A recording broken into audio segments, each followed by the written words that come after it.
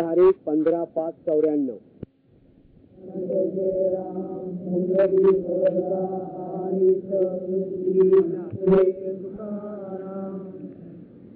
मी एखाद्या वेळेला विसरेन तर पुढचा रविवार आणि त्याचा पुढचा रविवार म्हणजे 22 आणि 29 मे आणि ह्या 2 रविवारी इथे नाही आहे. 5 तारखेचा जूनचा जो रविवार आहे त्या दिवशी आपण विसरेन कदाचित. आता आपला जो विषय झाला ना ते थोड्याशा निराळ्या पद्धतीने आपल्याकडे मांडतो. निराळ्या पद्धतीने घेतो असं सांगायचं. कर्माचा विषय आहे. 5वा अध्याय हा आता जवळजवळ कर्मयोग संपत आलेला आहे. कारण शंकराचार्यांनी 3 विभाग केले. 6 6 6. तर 6 हे पहिले कर्मयोग, दुसरे 6 भक्तियोग आणि तिसरे 6 ज्ञानयोग असं त्यांचं हे आहे. पण एवढं खरं की 5व्या अध्यायामध्ये कर्मयोगाची जी परिसीमा आहे त्याचं वर्णन आहे बरं का. आणि मग त्याला मदत म्हणून 6व्या अध्यायामध्ये पातळी योगाचं थोडंसं वर्णन आहे. तर मला करणं म्हणजे काय, आपल्याकडे कर्माबद्दल फार जुन्या काळापासून विचार झालेला आहे. म्हणजे उपनिषदांचं ज्ञानकांड असून सुद्धा त्यावेळेला ब्राह्मण ग्रंथ म्हणून होते. ब्राह्मणाच्या जातीशी संबंध केलं तर ब्राह्मण म्हणजे यज्ञाच्या ज्या सर्व क्रिया आहेत त्या क्रिया कशा कराव्या, कशाचं फळ काय त्याचं वर्णन त्यामध्ये आहे. त्या धर्मशास्त्रामध्ये जे ब्राह्मण ग्रंथावरचं आधारित आहे सूक्ष्म विचार केलेला आहे. आणि कौतुकाची गोष्ट अशी की गेल्या 20 शतकामध्ये युरोपमध्ये नीतिशास्त्राची अतिशय वाढ झाली. त्यामध्ये सुद्धा कर्माचा फार विचार केलेला आहे. ज्ञानापेक्षा सुद्धा कर्माचा विषय अतिशय त्या दृष्टीने आपल्याला सांग. आपल्याला काय केलं आहे, धर्माच्या दृष्टीनं 4 प्रकारची कर्म सांगितली. नित्य, नैमित्तिक, काम्य आणि सिद्ध. तर हिंदू वाम म्हणजे आहे ना त्याच्यामध्ये एक कर्म आहे बघा. आणि काय आहे आता आपण निराळ्या समाज व्यवस्थेत राहत आहोत. या विज्ञानाधिष्ठित समाज आहे. यामध्ये जी नित्यकर्म त्यांनी सांगितलेत ना त्याच्यामध्ये बदल करायचे. मी असं म्हणतो की जी 4 त्यांनी सांगितले त्यावेळी 5 विभाग करायला पाहिजे. पहिला विभाग असेल तर स्वाभाविक कर्म, बायोलॉजिकल फंक्शन, झोप घेणं, जेवण, शौचमुखमासन करणं किंवा त्यांच्या अंगाप्रमाणे स्नान संध्या स्तोत्र म्हणणं हे नित्य करणं. हे सगळं ब्रह्मविषय कर्म केलं तर फळ काही नाही, न केलं तर पाप लागतं. म्हणजे तुम्ही दुर्गंध शौचाला गेलं नाही तर पापच जायचे नाही का. पण याहीपेक्षा आणखी गरजेचं सांगतो आपल्याला. सध्याच टीव्हीवरती बातम्या ऐकणं, वर्तमानपत्र वाचणं, पैसा होत नसलं तर तंबाखू खाऊन शौचाला जाणं, हे चहा पिणं हे नित्यकर्मच झालेलं आहे. एक दिवस चहा चुकला, जरा उशीर झाला तो नुसतं अंक होतं आणि नित्यकर्म म्हणजे पापच जायचे नाही का. तर स्वाभाविक कर्म म्हणजे शरीर नित्य चांगलं टिकवण्याकरता जी कर्म आज करावीच लागतात ती आहे. आमच्या संख्येला जी काँग्रेसची गोळी घ्यावी लागते नित्यकर्मच आहे ते, त्याशिवाय चालतच नाही. चहा चालतं सांगण्यात हेतू काय, हे नित्यकर्म स्वाभाविक सांगा. आता नित्य दुसरं कोणतं नाही का. हे नित्य म्हणल्यानंतर आमच्या गाडीला ऑफिसला जाणं, तिथून आमच्या ठिकाणी आमच्या वेळेत पोचणं, आमचं काम करणं ऑफिसामध्ये किंवा आमच्याला भेटणं हे सगळं नित्यकर्मामध्ये आले. त्याशिवाय चालतच नाही. म्हणजे स्वाभाविक कर्म आणि नित्यकर्म आज जरी बदललं तरी त्याचं मूळ जे आहे ते बदलत नाही. एक उदाहरण द्या की तुम्हाला रोज काहीतरी तुमचं सारवर रिपोर्ट करायचं आहे. हे तुमचे नित्य कर्म आहे. आणि जर तुम्ही बरोबर केलं तर फळ काही त्याचं. आणि जर गेलं नाही तर नेमो लगेच का आला नाही, तुम्ही का भेटला नाही, नाही का. म्हणजे वेळेवर जावं लागतं ना ऑफिसला, नाही तिथे लाल कार्ड घालतात ना, नाही त्याचे ये ना करून कधी ते तुम्हाला कळलं आहे, हे तुम्हालाही कळलेलं आहे नित्य कर्म. कारण नित्यच आहे ते. बरं, शरीर जसं विद्यायला तुम्हाला स्वाभाविक कर्म करावं लागतं तसं हे करावंच लागतं. आता नैमित्तिक कर्म त्यांच्या म्हणण्याप्रमाणे श्राद्ध पक्ष, गणपती, गौरी क्रिया, अंकसंक हे नैमित्तिक म्हणजे केवढ्या पुढचं. सध्याच नैमित्तिक कर्म म्हणजे राघवलं का यात्रेला जाणं, यात्रा कंपनीमध्ये सुट्टी आली की लोणावळ्याला जाऊन मजा करणं, हे मजा आपलं म्हणायचं. बरं का, पैसे खर्च होतात बँकेच्या लोकांना नाही, त्यांना पैसे देतात, पण आपल्या खर्च करावं लागतं नाही का. किंवा त्या शाळेमध्ये स्पर्धा होतात, नाटकं होतात, हे सगळे नाही निघते. सध्याचं काय ते नाही निघते. नैमित्तिक कर्माची गंमत अशी आहे, केलं तरी चालतं, न केलं तरी चालतं. बरं, पण ते करावंच लागतं अशी आहे.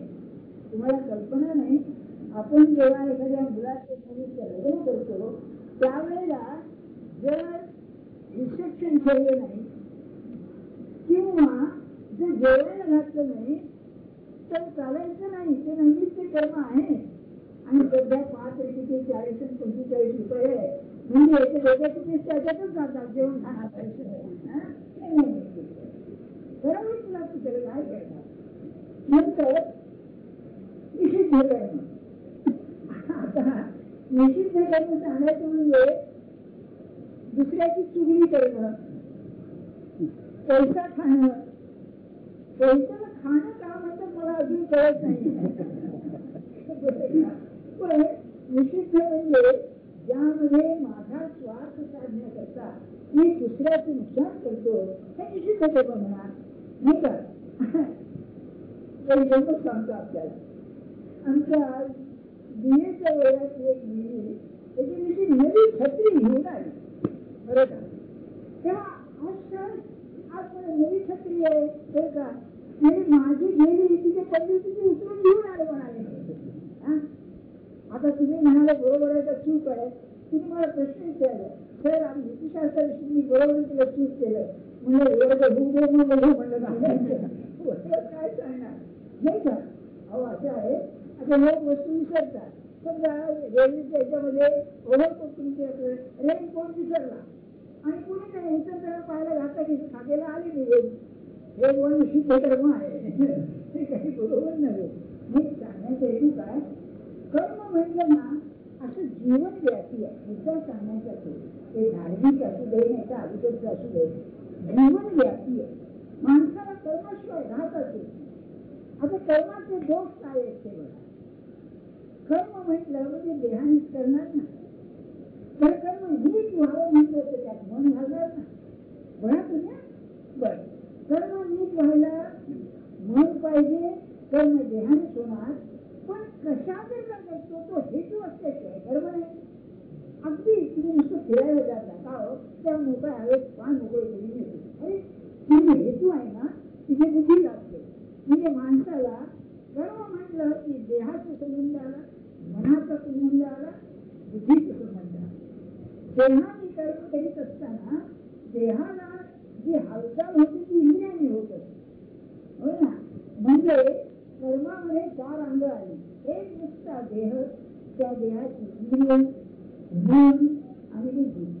ज्ञानेश्वर महाराजांनी 3 गोष्टी सांगितलेल्या, 4 गोष्टी सांगितल्या. एक लहान मुलासारखं नुसतं हात हलणं, हे म्हणाले नुसतं शरीर करणं. मग म्हणाले तुम्ही इंद्रियांनी जे व्यापार करता, देहाकडे पाहता, ते इंद्रिय करणार. नंतर स्वप्नामध्ये मन काम करतो, तिथे सुखदुःख तुम्ही भोगता, वासनेचं ते मनाचं काम, आणि दुसरं आहे म्हणजे हा बुद्धीचं काम आहे. आता प्रश्न असा, हे सांगण्याचं हेतू अगदी साधी गोष्ट या.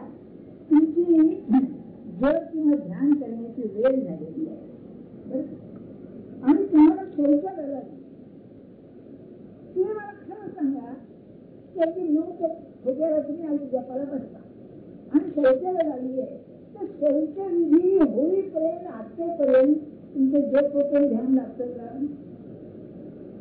बघा नसेल तुम्ही मला समजावून सांगा, नाही आमचं बरोबर चालतंय सगळं. मी तुमच्यापैकी असल्यामुळे दोघांना सांगतो होत नाही विचार होण्यात आला. इतकंच नव्हे, तुम्ही तुमचं उपासनेला बसले असताना नियमित मुख्याने टीव्ही लावला आणि तुमच्या आवडीचं गाणं चाललं असलं त्याच्याप्रकारे लक्ष लागतं का? हे बरोबर विचार करा.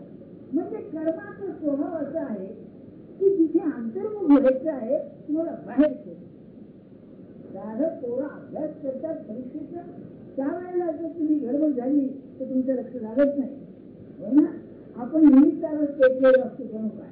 बरं असं आहे. मानसशास्त्र असं सांगतं आपल्याला की आपली जी एकाग्रता असते त्याला भंग करणारं प्रधान कारण असेल आवाज. Sound is the greatest disturber of attention, हे इंग्रजी वाक्य आहे. बरोबर. मग तुम्ही कानात डोळे जरी घातले तरी नाही जाणार व्हायची. मग असं जर आहे तर मग कर्म करून ईश्वराचं अनुसंधान ठेवा असं सांगणाऱ्याला ही अर्थ माहीत होती का नाही? बघा तुम्ही प्रश्न कसा आहे, what is the problem here?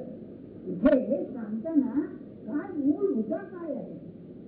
म्हणून ज्ञानेश्वर महाराज म्हणाले मागच्या वेळेला विषय की तुम्ही एकदा तुमचं मन, तुमचं शरीर, इंद्रिय आणि बुद्धी एकदा त्याला अर्पण केल्यानंतर ती यंत्राप्रमाणे काम करतात, तुमचं अनुसंधान दिसतं. आणि हे सांगून म्हणाले काय, तो बाहेरून पाहावा तो साधा माणसासारखा दिसेल असं असून तो मी करतोय भावना त्याच्या ठिकाणी नाही. आणि हे सांगून म्हणाले हे शब्दामध्ये मी घातलं काय चमत्कार आहे. ही आपली अवस्था अतिशय आहे, शब्दाच्या पलीकडे आहे. ती मी घातल्यानंतर त्यांना स्वतः आश्चर्य वाटलं, काय वाद चाललंय हे. मग शेवटे म्हणाले अरे विषय फार चांगला चाललाय, तू आता असं वाहू नको, विषय सांगतो. आता आपली अडचण अशी आहे, आपल्याला कसं आहे, आपल्याला देहाशिवाय दुसरं जीवन माहितीच नाही. मग जर माहिती नाही तर मग हा कर्मयोग साधायचा. हे कर्म सांगतो आपल्याला संतांचं उदाहरण घ्यायचं बरं का. म्हणजे उदाहरण याकरताच घ्यायचं. तुकाराम महाराजांचा संसार आणि नाथांचा संसार, याच्यामध्ये काय फरक आहे? दोघे ज्ञानी पुरुष. तुकाराम महाराज तयार झाल्यानंतर घेऊ आपण. दोघे ज्ञानी पुरुष, यांची बायको गिरजाबाई हे पहिल्यापासूनच ज्ञानी, म्हणजे लग्नाच्या वेळेला ते तयार झाले.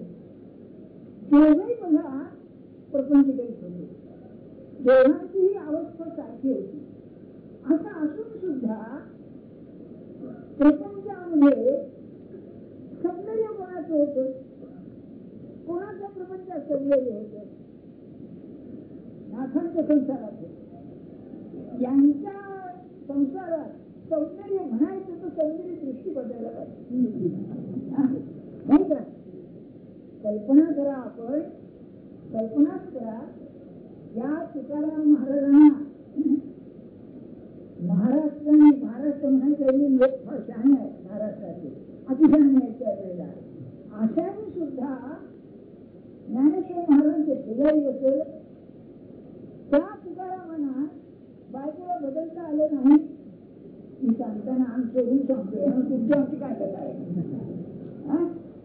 म्हणून महाराजांची वाद 100% खरं आहे. ज्याला ज्याची बायको साधू आहे तो म्हणजे तो खरा असला पाहिजे. आणि हे सर्टिफिकेट तुकाराम महाराजांना मिळालं नाही. हे मी काय सांगतोय आपल्याला, असा प्रपंच असताना मुलगा ऐकत नाहीये किंवा मुलगा अतिशय आजारी आहे किंवा मुलगा व्यसनी आहे, बायको अशी आहे, अशा याच्यामध्ये ज्ञानेश्वर महाराज म्हणतात की देह देहाचं काम करतोय, इंद्रिय इंद्रियांचं काम करताय, आयुष्य आहे, तसं काय होईल? ही अवस्था काय असेल? मग कारण काय आहे, याला असं आहे कारण की तो देहाने जरी आमका असा वाटला तरी त्याच्या ठिकाणी मीपणा आहे. म्हणजे काय हो, आणि ही भाषा सोपी झालेली आहे. म्हणजे मी काहीतरी वेगळं आहे ही भावना त्याला नाही. या शबंध विश्वाचा मी एक भाग आहे, माझं मन या विश्वाचा एक भाग आहे. त्यामुळे मी वेगळं असं नाही. जसं आपण दुसऱ्याकडे पाहतो तसं तो स्वतःच्या जीवनाकडे वेगळेपणाने पाहतो. आणि ही साक्षीत्वाची जी कला आहे, ही कला ज्याला साधली त्याला ते साधण्याचं नाही का. जागृती साक्षीत्व पाहिजे. हे सुद्धा ते असं दुसरे म्हणतात ते निवृत्ती साक्षीत्व नाही बोलत. भांडणच नाही आणि म्हणे मी याच्यासारखं पाहतो नाही. सगळ्या खटपटी चालत असून सुद्धा त्यात नसून ही खरी कमाल आहे.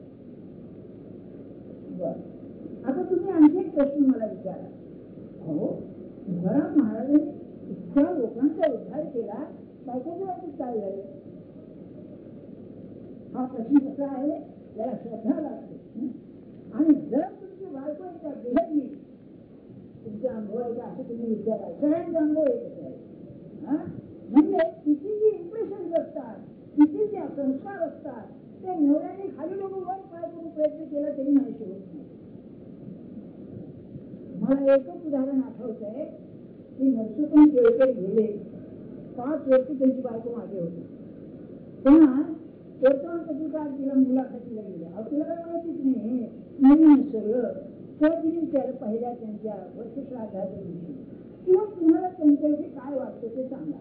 अगोदरला मी रवायला मी काय सांगणार, ती एवढंच म्हणाली पाहिजे, काहीतरी मोठं होतं एवढं मी जाणते म्हणजे नाही सांगतात.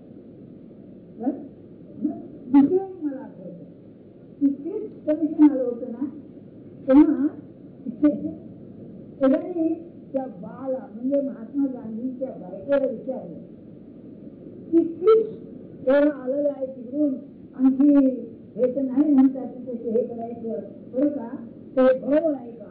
म्हणजे गांधी नाही म्हणून त्यांना ते तुम्हाला खरं वाटेल, अरविंदांनी निरोप पाठवला पण तिथं म्हणते तुम्ही घ्या बरं, त्यांनी घेतलं माहिती आणि राजकारणात चूकच झाली, मागून कबूल केलं. तेव्हा ती काय झाली ऐकण्यासारखं आहे. म्हणजे कसं ती बोलली बघा, नवऱ्याचं मोठे पण जाणून होती, त्यांच्या दोष नव्हते का, पण काय म्हणाली ती, किरीट खराब आहे बापू खराब नाही आहे. तिला एक शब्द बोलता किरीट खराब आहे बापू खराब नाही आहे म्हणाली. हे खरंच आहे. म्हणून एवढा मोठा महात्मा जरी झाला तरी तिला चितावर ठेवून त्याला आग लावली त्या महादेवांनी रडायला गेला. आतमध्ये खरं असलं पाहिजे. मला हे सगळं सांगायचं कारण काय, आपल्याला कसं साधायचो हा मुद्दा आहे ना तिथे. नाही का, या मोठ्यांच्या गोष्टी जाऊ द्या, मला कसं साधायचं नाही का. म्हणून एखादा प्रपंचात राहून परमार्थ साधलेला पुरुष ज्या समाजात जन्माला येतो, काय त्याचं भाग्य आहे. अहो पावतो साधा दिसतो, पण त्याच्या सहवासानं अक्षरशः असेल माणसं उद्भवून करतात. कारण आतमध्ये तो परमात्मा स्वरूपच असतो, बाहेर कसा. त्याचं उत्तम उदाहरण सांगतो आपल्याला, मला अतिशय आवडतं, फार आवडतं. नाथांच्या चरित्रामध्ये हे मोठ्यांची कामं आहेत, पण ऐकून ठेवा की तो जो हरिपंडित त्यांचा मुलगा पैठण हे दक्षिणेचं काशी म्हणत त्यावेळेला युनिव्हर्सिटी सारखं अतिशय विद्वान लोक, आणि नाथ स्वतः विद्वान होते ना. भागवतात तिच्या लिखाणात त्यांची उत्तर येईल तिच्या येऊ शकले नाही, पण त्यांचा मुलगा खरा पंडित झाला, त्याचं नावच हरिपंडित. पंडित पदवी होती बरोबर. तो याला काय म्हणाला, बाबा म्हणला काय तुम्ही नाम घ्या म्हणून लोकांना सांगता, भरच्या मार्गाला तुम्ही लावता. आता नाथ कसं ऐकतील, जैन स्वामीच्या ऐकतील का हरिपंडित ऐकतील नाही का. तेव्हा बोलले नाही. तो नाराज झाला, बायको आणि तो मुलं घेऊन बनारसला निघून गेला. ऐकण्यासारखं काय आहे याच्यामध्ये, नुसता जाण्याचा प्रश्न नव्हता, पण दोघांच्या जीवनविषयी दृष्टिकोनामध्ये विरोध होता. बाप एक सांगतोय, मुलगा एक सांगतोय जीवनाबद्दल. म्हणजे तत्वाचा विरोध होता. सत्पुरुषाचं चरित्र आणि तत्वाचा विरोध काय असेल. आणि नाथ म्हणजे काय, ज्ञानाचा एका म्हणतात. म्हणजे ज्ञानेश्वर महाराज एकनाथ म्हणाले असा त्याचा अभिमान त्या वारसाची दिवाळीचा दिवस होता आणि नाथ जेवायला बसले असताना गिरजाबाईच्या डोळ्याला पाणी आलं. तेव्हा ती म्हणाली आज माझा हरी असतं तर, म्हणजे त्याची आठवण झाली तिला.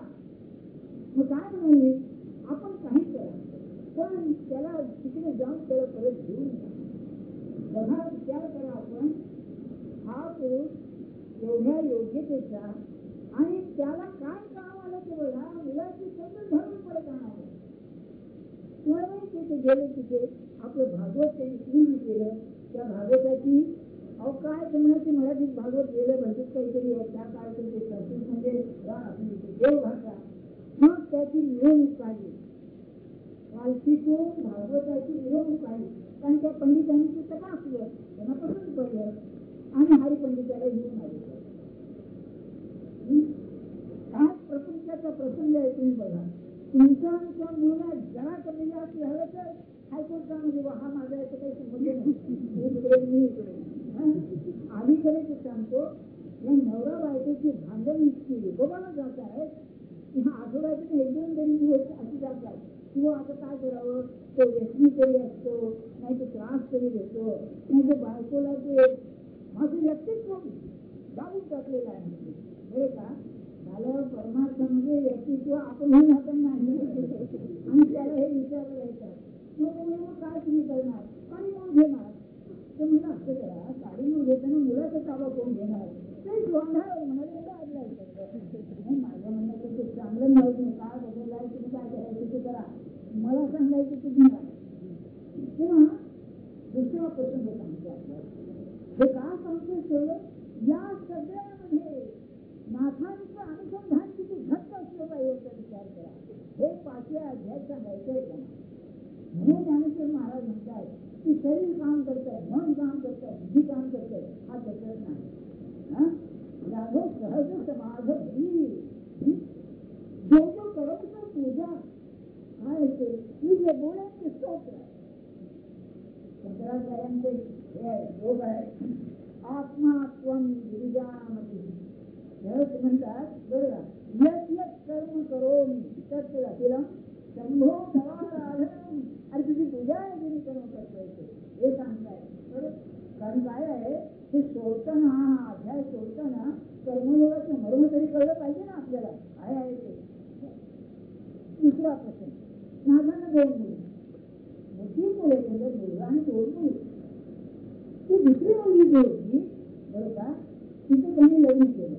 या तिथे नांदेडचं तिकडे मुदगल म्हणून स्टेशन आहे, त्या मुदगलचा राहणारा हाही नांदा तो व्यक्ती त्याला मुलगी दिली. आता मला हे माहिती नाही, सापडलं नाही की आधी कधी तुम्ही तिथे नाही का आहे का नाही, काय कोणाचं भाषण आपल्याला माहिती नाही, पण लग्न करून दिलं. आणि ती मुलगी घेतली, तिचं नाव लिहिला, त्याचं आडनाव विश्वंभर बरोबर का. तेव्हा विश्वंभरांना लिहिला दिली तर ती नेहमी उदास असेल. तिला कोण म्हणून मुक्तेश्वर तिचाच मुलगा, महाराष्ट्राचा कालिदास म्हणून ज्याला म्हणतात तो मुक्तेश्वर, आणि तो नाथांच्या जवळच असेल आजोबाजवळ, कारण हे असतं. तेव्हा ती उदास असताना एकदा नाथ म्हणाले का बाळ तू अशी उदास का, रडायला लागली बघ. तेव्हा मिर्जाबाईंनी सांगितलं की जावई बुवा असेल ती काय उपाय काय बघा तुम्ही. हा महात्मा ज्ञानेश्वर महाराजांच्या योग्यतेचा काय प्रसंग आहे प्रपंचातला, पण अनुषंगाने मुली दिलं नाही, मला ते माहिती आहे. तेव्हा जिजाबाई काय म्हणाल्या, तुम्ही त्याला पैशाला घेऊन द्या त्या विश्वंभराला जावयाला, म्हणजे ते नाक सुद्धा ती बाई तिथे राहिली, हे इकडे राहते. बरं म्हणाले. नाथ गेले आणि त्याला घेऊन आले. भांडण काय झाली, तो इकडे आल्यानंतर ती बाई उठून पैठण लागली. पुन्हा प्रश्न तोच, लोकांची सिच्युएशन परिस्थिती बघा. शत्रू झालं तरी काय हो, हे सगळं प्रपंचाचं झाडं फार विलक्षण आहे, त्यामुळं काय कोणाच्या नशिबाला काय येईल याचा नियम नाही. बरं, पण त्यांची दृष्टी काय ती घ्यायची म्हणून सांग. आणि पुन्हा आपण ते नाथांचं काय नियम असेल की रोज रात्रीचे कीर्तन केलं. तुम्हाला ऐकून होत असेल की प्रसाद म्हणून प्रत्येकाला ओगळं म्हणून सापडतो. त्याचं कोण येतो कीर्तनाला काय करतात रात्री रोज ओगळा म्हणून ते असतं तेव्हा जेव्हा नाथ कीर्तनाला उभे राहत असत तेव्हा निष्पंग बुवाचं पाहिजे. तरी प्रश्न सुटे ना, त्याला इकडे आणला तरी प्रश्न सुटे ना. तुम्ही कल्पना करा, आपल्या पोटची मुली अगदी मानव दृष्टी विचार करा आणि अशामुळे दुःखी आहे कोणत्या आई बापाला स्वस्त वाटेल विचार करा. मग नाथांनी काय केलं, हा एवढा समाजातला श्रेष्ठ पुरुष एके दिवशी नदीवरून स्नान करून येत होते. हातात पोळी पंचपात्री अंगावर उपरणं उभे आणि त्या बाईच्या माडीवर चढले. त्या वेश्येच्या माडीवर चढले. ती हा महात्मा अहो असं काय करतो ते काय करतो वा हा जगन्मान्य महात्मा आपल्या घरी येतो आहे का खडबडली ती. नाही म्हणाले माझं नाव एकनाथ, मी रोज कीर्तन करतो म्हणाले इथे, तेव्हा आपण कीर्तनाला यावं. मी सांगतो तुम्हाला नाथांची परवृत्ती काय असते ही मला बरोबर जाणीव आहे. आजपर्यंत मी माझ्या निरूपणाला कोणाला या आजपर्यंत मी सांगितलं नाही, आज त्यांनाच गोष्टी आहे. तेवढा तर माझ्या कीर्तनाला या असं म्हणायचा प्रसंग आला. अरे काय समजता तुम्ही तुम्हाला वेचना काय समजता मुली करता प्रपंच करता अशा याच्या अनुसंधान शिकवायचं म्हणजे काय. बाई येऊ लागली, येऊ लागल्यानंतर 2 महिने असेच गेले आणि एके दिवशी सगळी मंडळी गेल्यावर थांबली होती. पाया पडली म्हणे बाई काय म्हणाली मला आता तुम्ही स्वीकार करा माझा. समजा म्हणाले ठरलं का म्हणाले ठरलं सोडलं सगळं आणि नाथाने वेळ दिला आणि असं त्याचं दर्शन ठेवलं. काय हो मुली करता आपण एवढं करू खरंच तुम्ही सांगा काय प्रसंग आहे त्या असं वाटतं ते भागवत वाचताना हा खरा अधिकारी आहे हे सांगायला. काही जरी झालं तरी त्याचं एक पॅसेज आहे भागवतामध्ये. बायको म्हणते हा माझा नवरा, मुलगा म्हणतो हा माझा बाप, आणखी मुलगी म्हणते हा माझा बाप, जावई म्हणतो हा माझा सासरा, मालक म्हणतो हा माझा नोकर. हा कशाचाच नसतो, हा भगवंताचा असतो. हे ऐकून महाराज म्हणाले काय म्हणाले असा पुरुष जन्माला येणं म्हणजे जगाचं भाग्य आहे. पाहायला मिळालं ना ते अनुसंधान काय असतं आणि कोणावरती काय प्रसंग येतं. तुम्ही विचार करा तुमच्या मुलीला सासरी त्रास आहे असं असताना तुमचे मन स्वच्छ राहील का मला आपल्याला कल्पना करा काय असते नाही का. हे खरं त्यांना सांगायचंय 5व्या अध्याय हा कर्मयोग. म्हणून ज्ञानेश्वर महाराज म्हणाले की देह आपलं काम करत आहे, इंद्रिय आपलं काम करत आहे, मन आपलं काम करत आहे, बुद्धी आपले काम करते आणि हे म्हणून हा वेगळा पुन्हा अशी त्याची अवस्था आहे. ती शब्दात मी घातली म्हणून त्यांना खरावून गेले ती अवस्था आहे. म्हणजे नाथांनी ती विनोद करायची बरं का. लीला तिचं नाव विश्वंभर हे सात जावे त्यांच्याशी लग्न केलेलं आहे. तेव्हा म्हणायचे अगं लीला कोणाची विश्वंभराची. म्हणजे दृष्टी काय आहे हा जो प्रपंचात आहे ती त्याची लीला आहे. काय मला असं वाटतं बघा की किती निमित्रात माझ्या अंगीचं नाही पण असं वाटते थोडं तरी आपल्या अंगी यावं. आपण प्रपंचात राहणारे मुलं माणसं मुली आपल्या असणार त्यांचं कधी जास्त असणारच नाही. समजा अहो असं आहे तुम्ही आम्ही जेव्हा प्रपंचात आलो तेव्हा आपले समकालीन असतातच की नाही त्याला तुमच्या इच्छेने करतात त्याने ऍक्सिडेंटची पैसे हा आला तो आला तुमचे भाऊ बहिणी तुमचे नाते नवरा बायको सगळे आले त्याच्यामध्ये प्रत्येकाचं प्रारब्ध मिळालं त्याचं करून बरोबर आणि तो तुमच्या संबंध झाल्यामुळे त्याचं बाजायचं